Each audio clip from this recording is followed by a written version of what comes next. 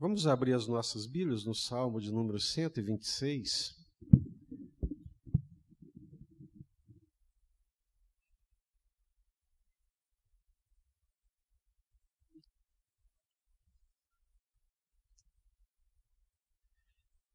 A nossa esperança é o Senhor. A nossa confiança está no Senhor.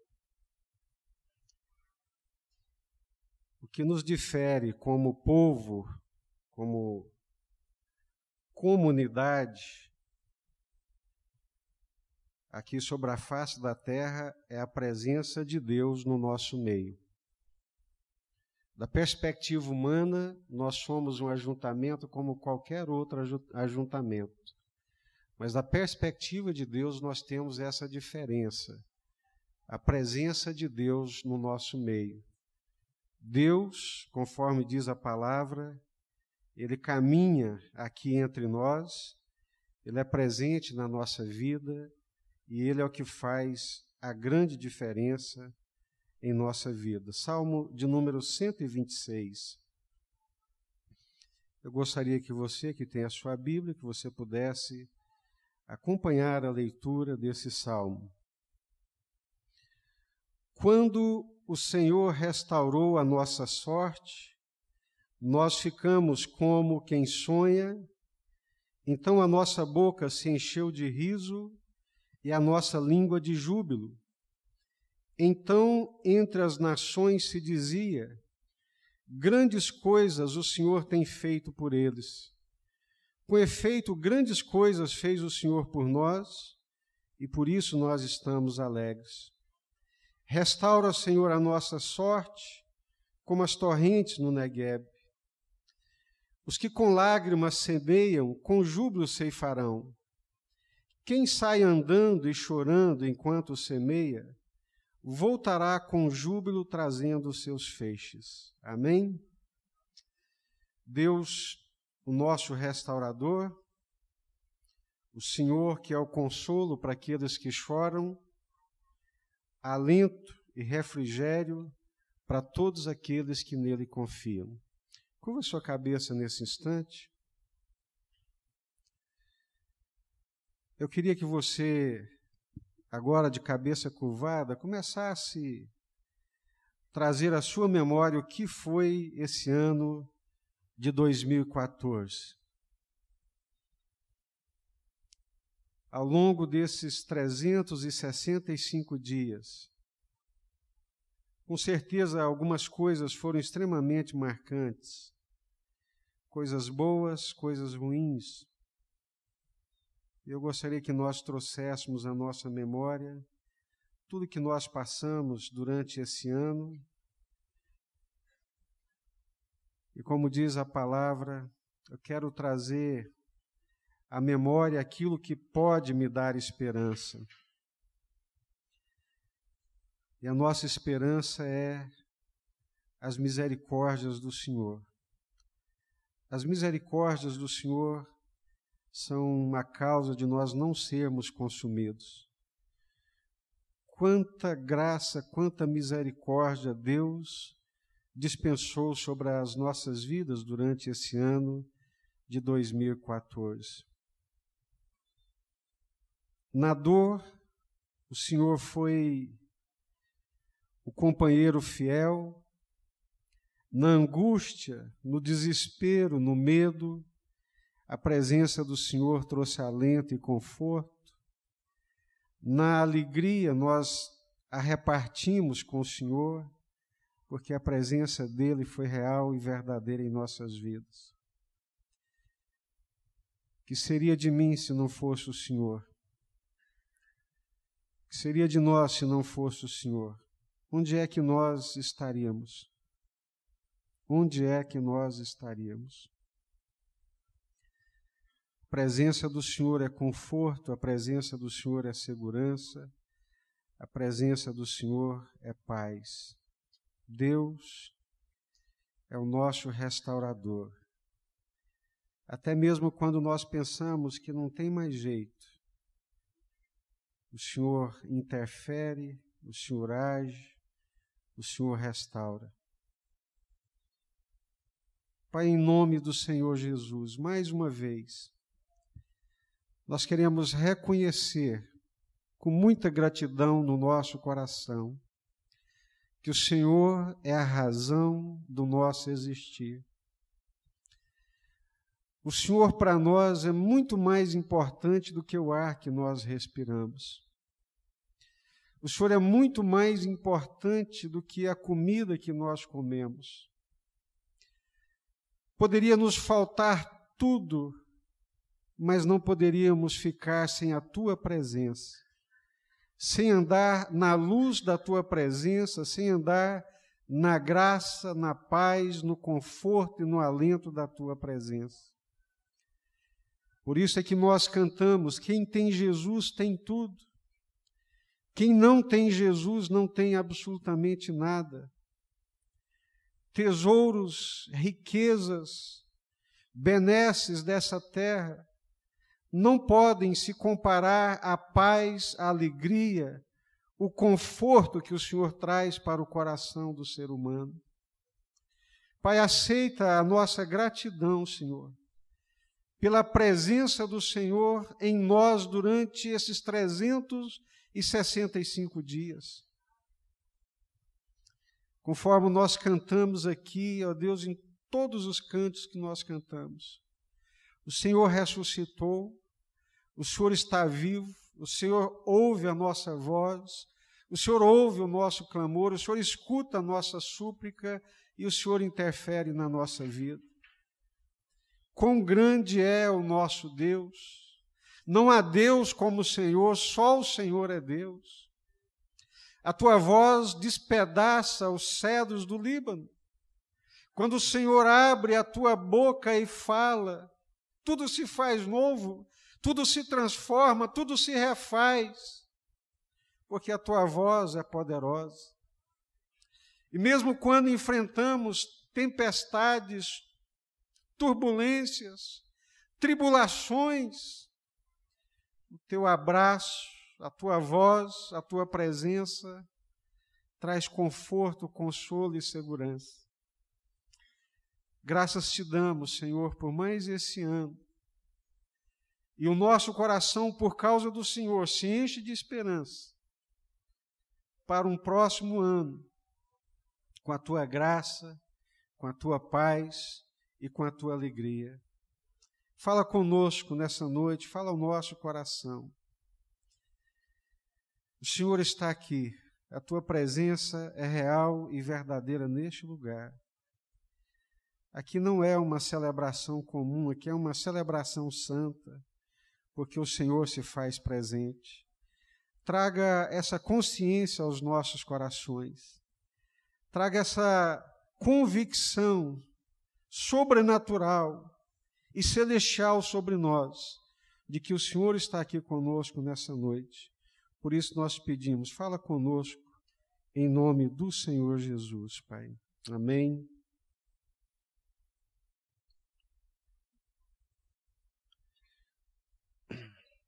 Deus escolheu, preste atenção, Deus escolheu por sua soberana vontade, por sua graça e por sua misericórdia, se manifestar na história e se manifestar entre os homens.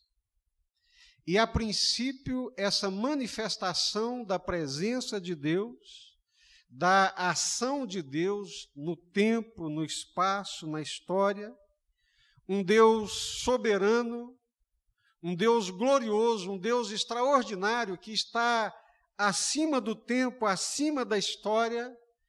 Esse Deus resolveu se fazer presente na história da humanidade. E Deus escolhe manifestar a sua presença entre os homens, a princípio na nação de Israel, através da nação de Israel, a descendência de Abraão. A descendência de Abraão, a descendência de Isaque, a descendência de Jacó, a descendência de Israel. A nossa fé, o Deus que nós confessamos, o Deus que nós professamos, o Deus que nós adoramos, o Deus que nós conhecemos, é o Deus de Jacó, é o Deus de Abraão, é o Deus de Isaac, é o Deus de Israel. E esse Deus, Ele escolhe, por sua graça, por sua soberania, se manifestar na terra, no tempo, na história, através dessa nação, através desse povo. Quando nós lemos a Bíblia, especialmente o Velho Testamento, nós estamos lendo a história de um povo. Só que é um povo que Deus é presente. É um povo onde Deus manifesta a sua presença, manifesta a sua vontade, manifesta a sua justiça. Um Deus através de quem Deus mostra a sua cara. Um Deus através desse povo mostra a sua face, as suas feições, mostra o seu caráter. E aqui nós encontramos mais uma etapa da história da vida desse povo. Um povo acostumado com a presença de Deus. Um povo acostumado com a revelação de Deus. E o Salmo 126, que nós acabamos de ler, é uma descrição da manifestação de Deus na história desse povo, na história dessa nação.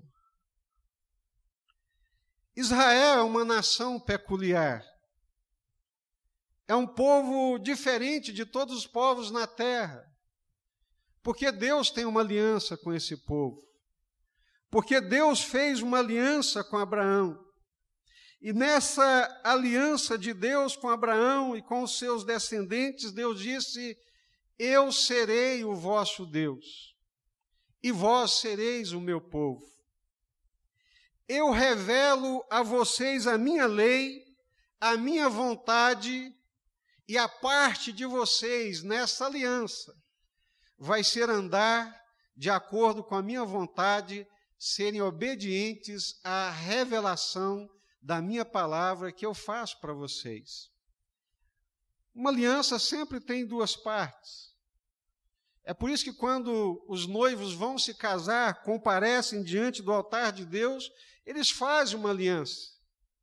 E nessa aliança que fazem, o moço se compromete a amar, a cuidar, a respeitar, a ser fiel. A moça da mesma forma, duas partes que fazem uma aliança. E Deus faz uma aliança com Israel. Qual é a parte de Deus nessa aliança? Eu serei o vosso Deus. Eu vou andar no meio de vocês. Eu guardarei vocês. Farei de vocês o meu povo. E qual é a parte do povo? Obedecer a palavra de Deus, obedecer a lei de Deus. Só que Deus lhes diz: olha, no dia que vocês quebrarem a minha aliança, no dia que vocês romperem a aliança entre nós firmada, tudo aquilo que acontece com os povos que não têm lei, que não têm Deus, que não têm a presença de Deus, vai acontecer com vocês também. Na minha aliança, na minha obediência, os inimigos se levantarão contra vocês e cairão.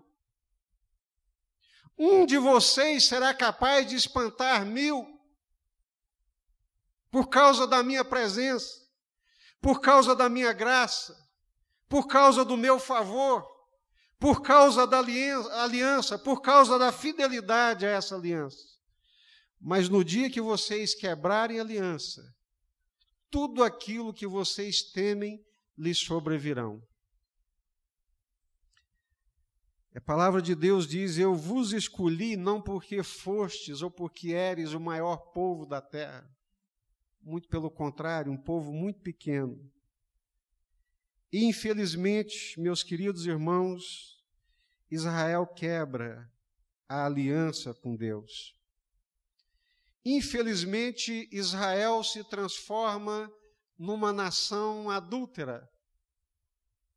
Aquela aliança que Israel tinha com Deus e que Deus tinha com Israel, Israel quebra a aliança, e ao quebrar a aliança, o juízo que Deus havia dito que lhes viria sobreveio.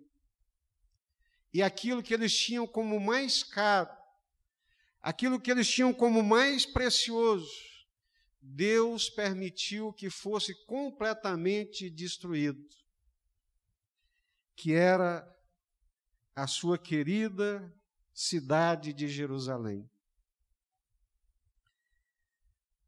No ano de 1986, abrindo um parênteses, eu estudava em Belo Horizonte, na Universidade Federal de Minas Gerais, e Belo Horizonte tem uma comunidade muito forte judaica.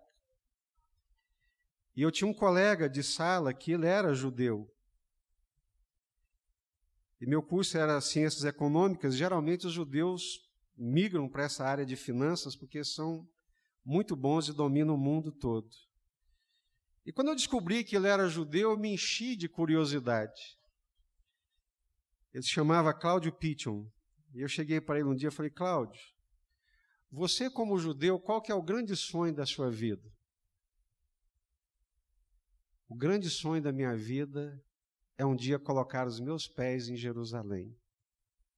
Eu sonho com o dia que eu pisarei em Jerusalém e, se Deus quiser, trabalhar num kibutz e servir as Forças Armadas de Israel. Esse é o significado de Jerusalém para os judeus. Essa é a relação que eles mantêm com Jerusalém. É uma coisa que está acima da nossa capacidade de entender. E por eles terem quebrado a aliança de Deus, terem rompido a aliança com Deus, terem sido infiéis a Deus, Deus permitiu que a menina dos olhos deles, a coisa mais querida que eles tinham, que era Jerusalém, Deus permitiu que Jerusalém fosse pisoteada, Deus permitiu que o templo fosse derrubado, Deus permitiu que as portas da cidade fossem queimadas, Deus permitiu que as muralhas da cidade fossem destruídas, e ficou só desolação, ficou só destruição. E como estava profetizado pelos profetas, quem passava por Jerusalém, outrora tão festiva, outrora tão alegre, outrora tão cheia de cânticos, de celebrações, os profetas diziam: quem passar por Jerusalém vai menear a cabeça e vai sacudir a cabeça e se perguntarão: o que aconteceu com a formosa das nações? O que aconteceu com a belíssima cidade? Jerusalém foi destruída de tal forma, de tal maneira, que quem passava por ali assoviava e balançava a cabeça. Salmo 137 diz que aqueles que foram desterrados para a Babilônia, quando chegaram ali na Babilônia, os babilônios, caldeus, lhes pediam: cantem para nós alguma das canções lá de Jerusalém. E eles respondiam: como é que eu posso cantar as canções de Jerusalém em terra alheia? Se eu fizer isso, que minha língua se apegue ao meu paladar, que eu perca a voz e que eu nunca mais fale. Tal era o apego que tinham por aquela cidade.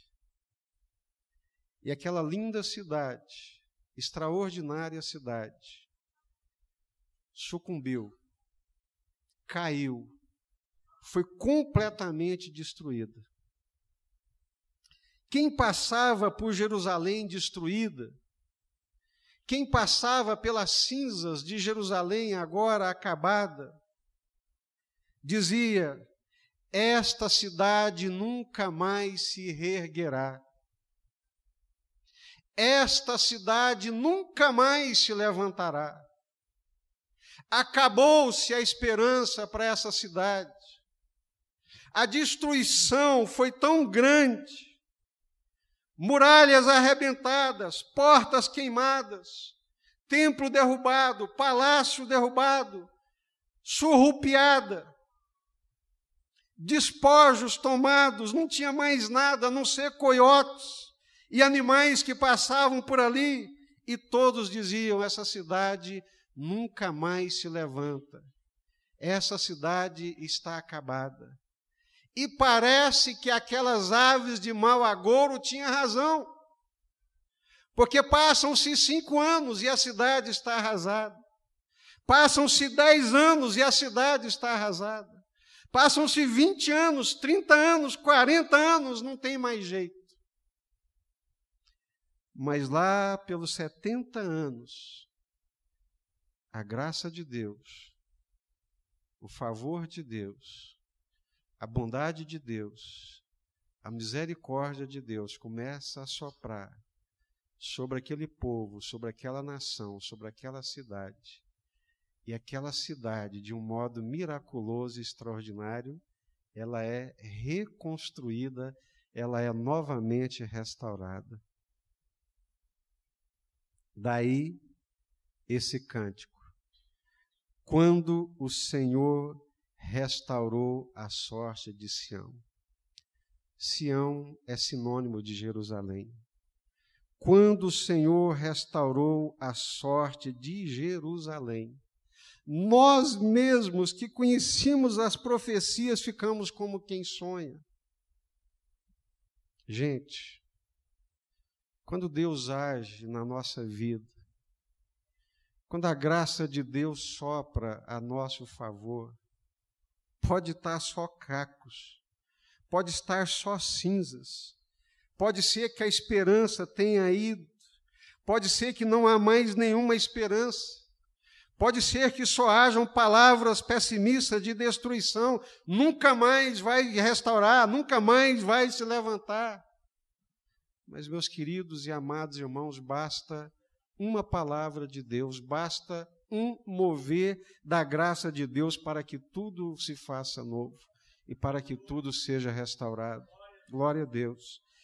Este é um cântico de celebração a Deus. Esse salmo é um cântico pela grande intervenção restauradora de Deus.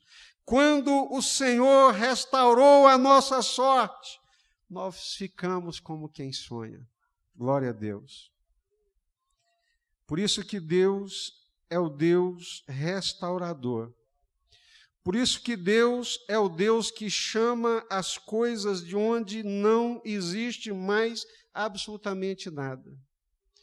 Irmãos, quem passasse por Jerusalém quando ela estava destruída e sucateada, teria o mesmo sentimento e a mesma impressão de que aquela cidade nunca mais se levantaria. Por isso que servir a Deus é a melhor coisa que existe sobre a face da terra. Quem serve a Deus, quem tem a presença de Deus, a esperança sempre estará incendiando o seu coração. Quando é que Deus manifestará sobre mim a sua graça e a sua misericórdia? Porque quando Ele manifestar, eu serei levantado e restaurado desse pó, dessas cinzas. Assim foi com Jerusalém. Preste atenção. Quando o Senhor restaurou a nossa sorte, nós ficamos como quem sonha. Eu acho que quando eles deram conta que Jerusalém tinha reerguido, quando eles se aperceberam que o milagre tinha acontecido, eu acho que eles se beliscavam. Será que é verdade? Será que aquela desgraça toda aconteceu conosco? Será que nós vivenciamos toda aquela miséria, todo aquele sofrimento, toda aquela desesperança, e agora o que nós estamos vendo é real, é a realidade, é fato? É fato porque os outros estão dizendo.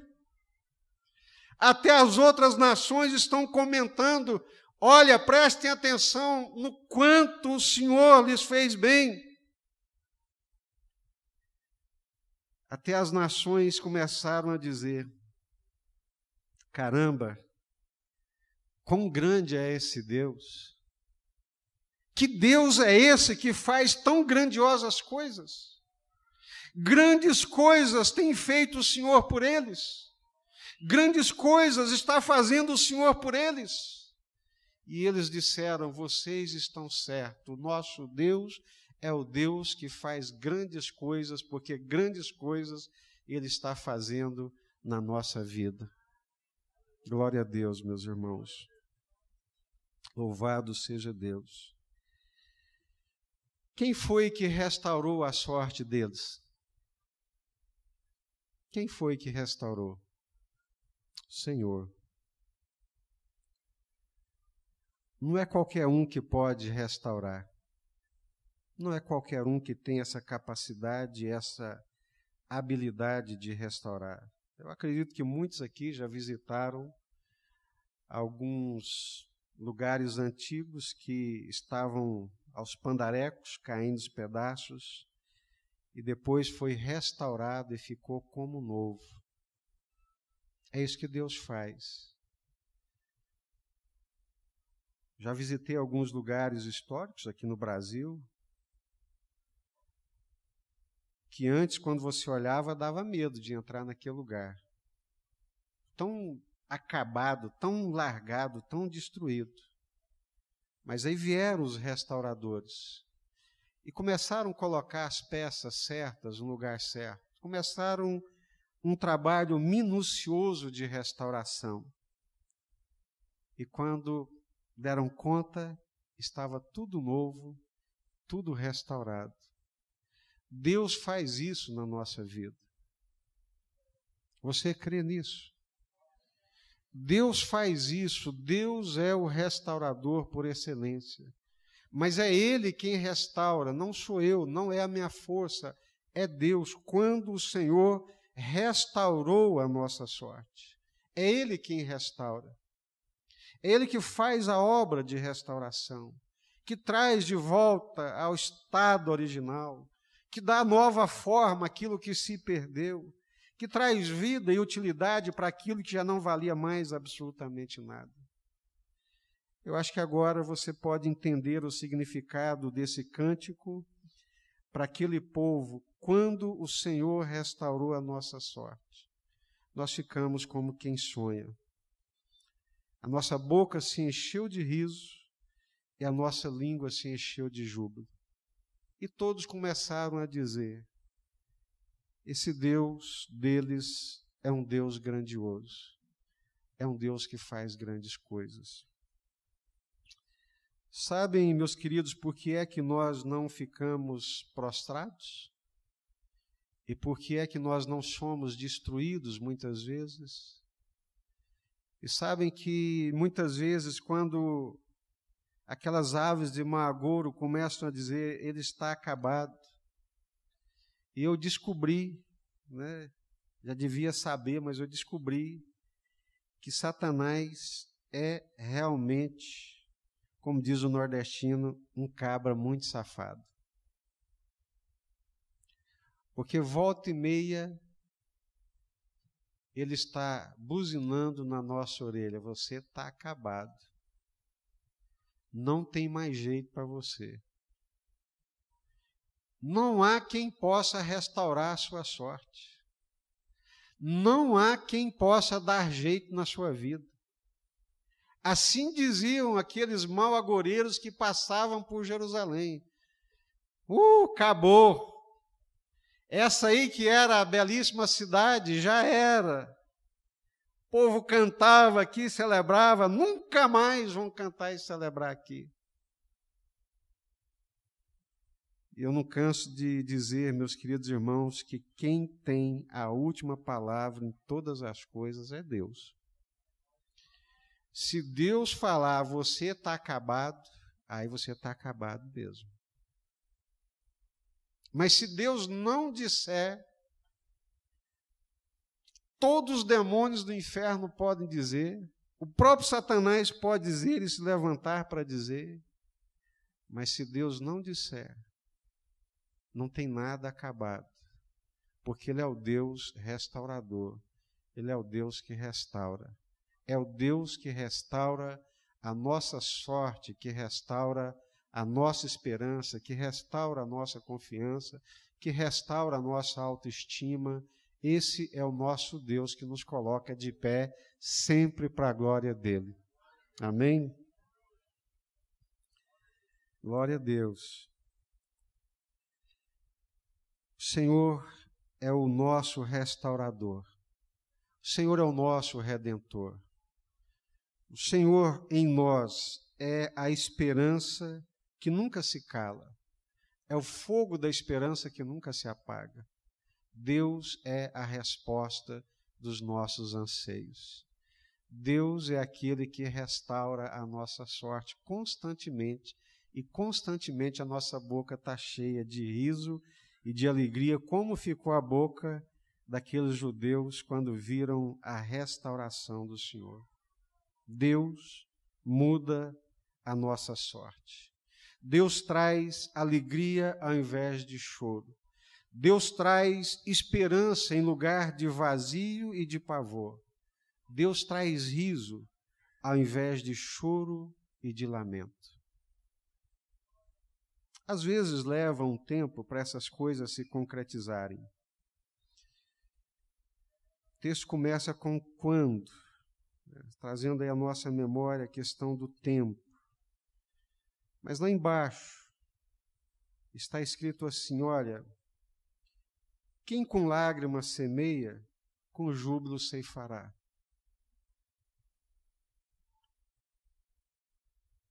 Eclesiastes diz que nós não devemos desprezar as pequenas coisas e os pequenos inícios.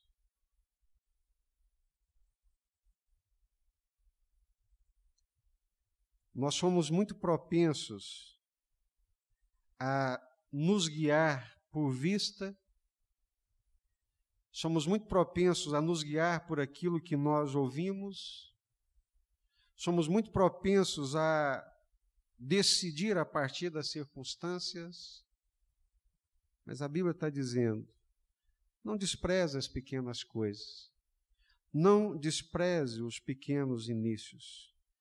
Quem com lágrimas semeia, vai ceifar com júbilo. Está escrito aqui na palavra de Deus. A Bíblia diz que se a nossa vida fosse só choro e lamento, nós perderíamos a alegria de viver. Por isso que a Bíblia diz, o choro, ele pode durar uma noite, mas a alegria vem pela manhã. É Deus quem está dizendo isso. Deus não permite que a nossa vida seja consumida pelo choro. Deus permite que nós lavremos o campo, mas cheios de esperança. A figura evocada aqui é a figura do agricultor, que na expectativa de que a chuva virá no tempo certo, na expectativa de que a sua semente não vai se perder, ele prepara o solo cheio de expectativa, cheio de esperança, às vezes gemendo, às vezes chorando, com as mãos sangrando, cheio de calos. É difícil preparar o terreno, é difícil separar a semente, mas está escrito, quem semeia, ainda que seja com lágrimas, vai colher com muita alegria. Essa lei da semeadura, ela perpassa aí a palavra de Deus em várias outras passagens, num reflexo de que o mais importante para a nossa vida, em tudo quanto viemos a fazer, é que o façamos na confiança em Deus, confiança no Senhor. Deus, Ele chama coisas que não existem à existência. Deus pode nos sustentar, se for da vontade dEle, com coisas que a gente nem imagina. Quando nós semeamos, ainda que seja com lágrimas, a recompensa daquele que confia é uma farta colheita, com júbilo e com muita alegria. Deus não frustra o nosso esforço. Deus, por sua infinita graça e misericórdia, Ele não permite que o nosso trabalho caia no esvaziamento. Eu não entendia muito bem porque quando nós fazíamos aniversário, era um dia de celebração, de alegria, o meu sogro abraçava a gente, parabéns, muito trabalho, trabalha bastante. Obrigado. Chegava um ano novo, um momento de celebração, olha, um ano de muito trabalho, de muita dedicação, de muito esforço. Só trabalho, trabalho. Eu fui entender, depois de muitos anos, que o que ele estava dizendo é, se você tiver força para trabalhar, o resto é com Deus. Quem trabalha, digno é o trabalhador do seu salário. Se você trabalha, você vai comer. Se você trabalha, você vai sustentar a sua família. Então, quando ele dizia, olha, né, muito trabalho, trabalha bastante, né, Deus te abençoe, parabéns, mas trabalha. O que eu estava querendo dizer é que quem semeia, colhe. Quem semeia, ainda que seja com lágrimas, vai colher.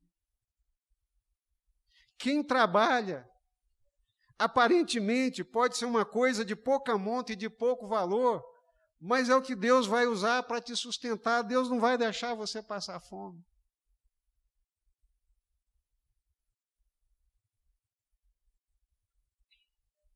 Digno é o trabalhador do seu salário.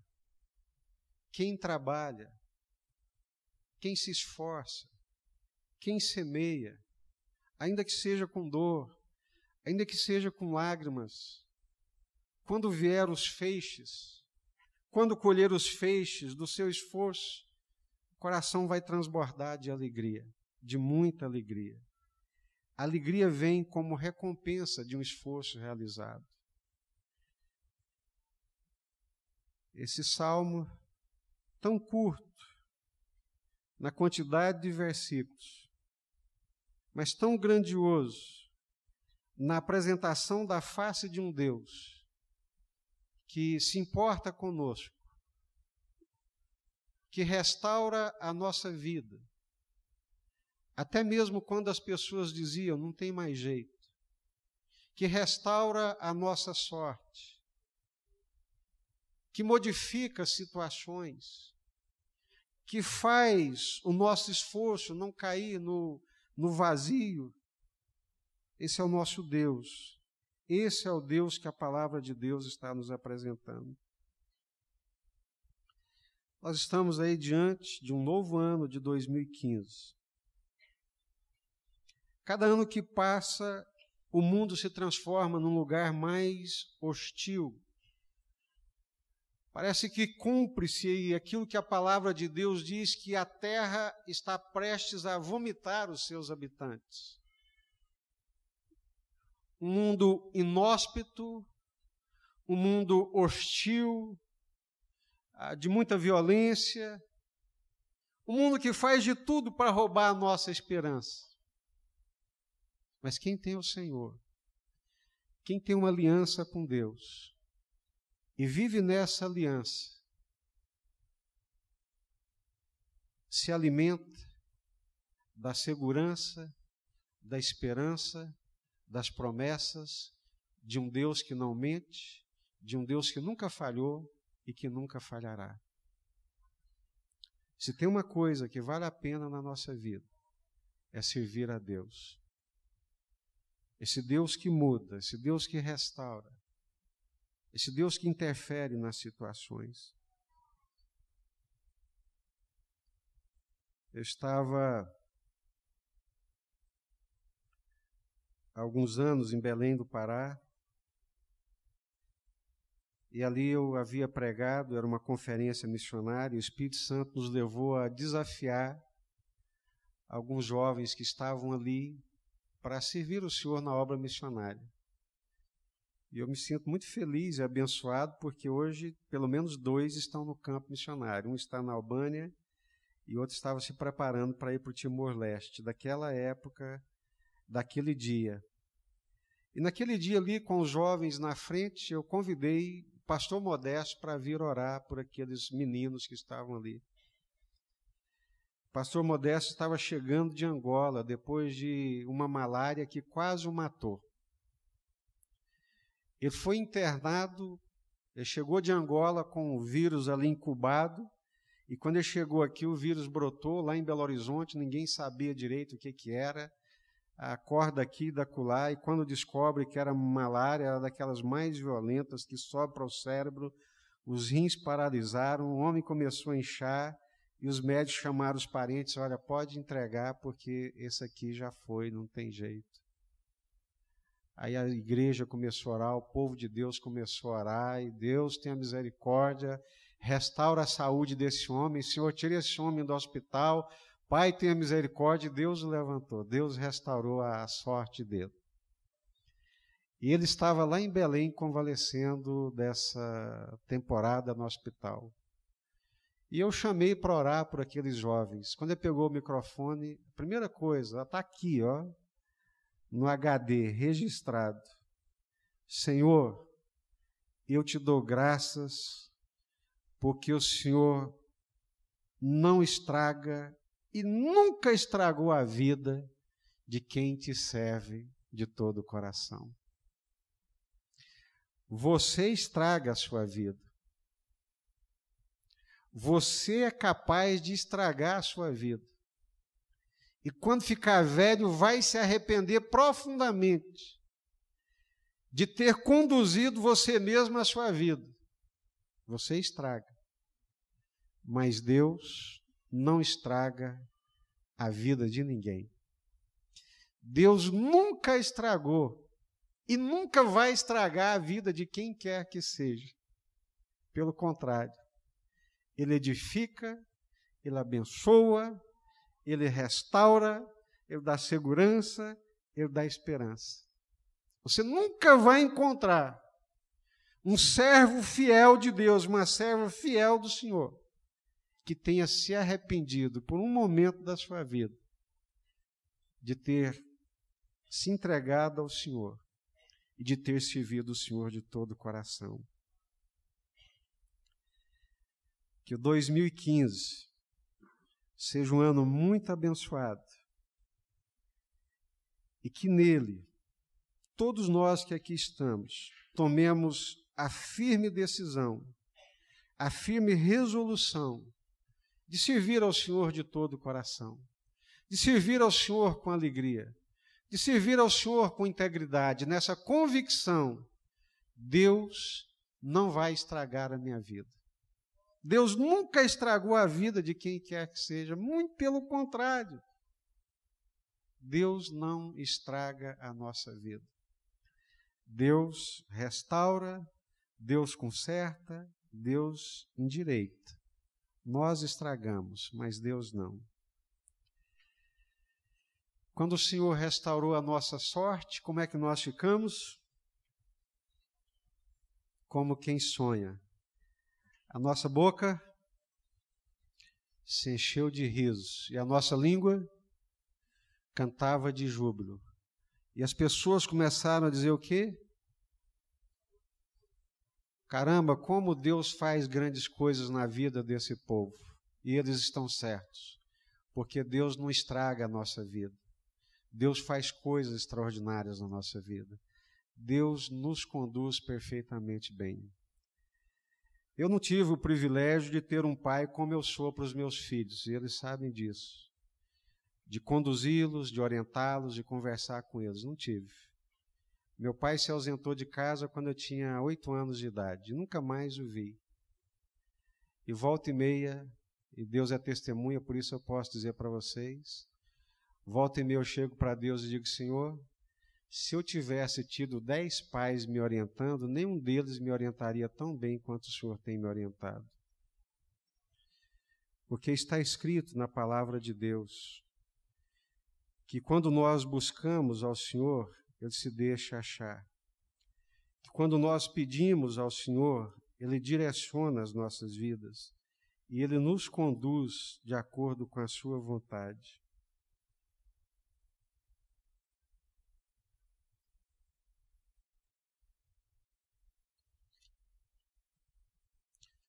Me lembro, na minha adolescência, com 16, 17 anos,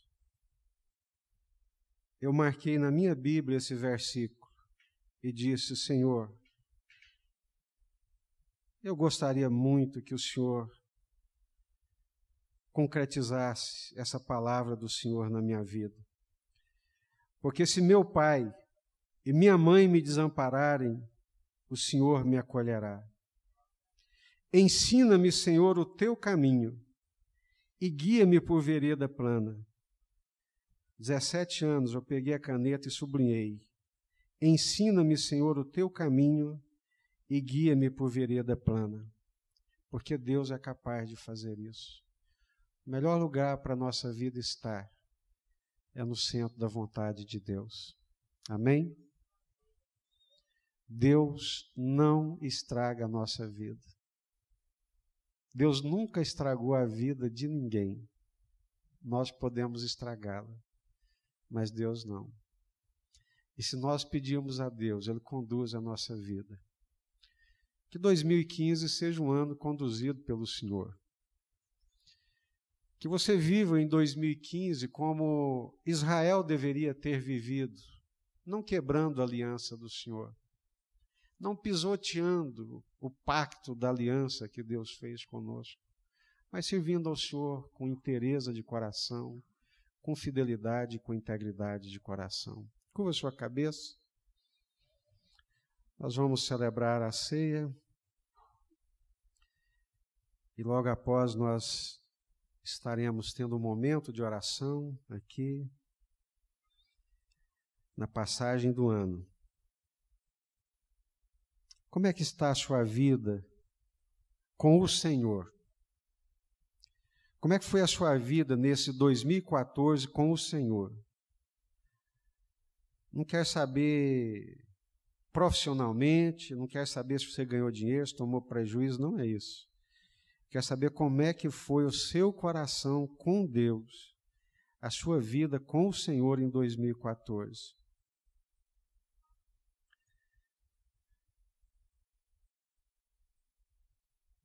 Como é que foi a caminhada com Deus durante esse ano de 2014? E que, acima de tudo, no apagar das luzes de 2014, você renove a sua aliança com o Senhor, seu pacto com Deus. Senhor, eu quero que o Senhor me ensine o teu caminho. Senhor, eu quero andar no teu caminho. Longe do caminho do Senhor, longe do Senhor, só há destruição e morte. Senhor, aceita a nossa gratidão, Pai. O Senhor tem nos feito bem, nos tratado com bondade e com misericórdia. O Senhor tem restaurado a nossa sorte a cada dia. O Senhor tem restaurado o nosso coração. O Senhor tem restaurado, ó Deus, as nossas emoções. O Senhor tem restaurado a alegria do Senhor dentro do nosso coração. O Senhor tem sido um restaurador, ó Deus, das nossas vidas. Pai, toma as nossas vidas nas Tuas mãos, perdoa os nossos pecados e conduza-nos debaixo da Tua graça, é o que nós te pedimos e clamamos em nome do Senhor Jesus. Amém?